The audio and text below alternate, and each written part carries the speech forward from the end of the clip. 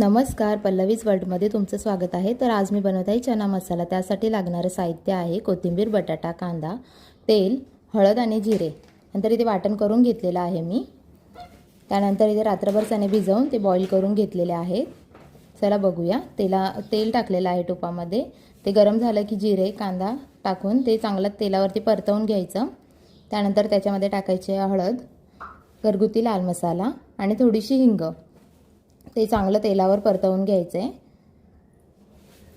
तेलावर परतल्यानंतर त्यामध्ये टाकलेला आहे मी वाटण। त्या वाटणामध्ये मी टाकलेला आहे कांदा, खोबरं, लसूण, कोथिंबीर, अद्रक।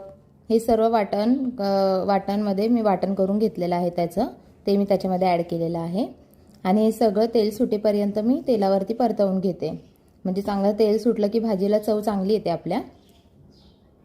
आता सगळं एकत्रित करून मी चांगलं तेल सुटेपर्यंत ते भाजून घेणार आहे तेलावरती।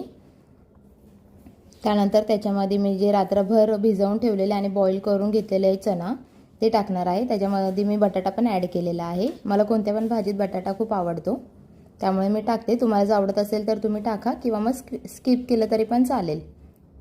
त्यानंतर चवीनुसार मीठ टाकलेलं आहे मी ते, आणि आपल्याला पाहिजे तेवढं पाणी ठेवायचं। मला सुकी करायची होती त्यामुळे मी थोडंच पाणी ठेवलेलं। तर तुम्हाला रेसिपी कशी वाटली नक्की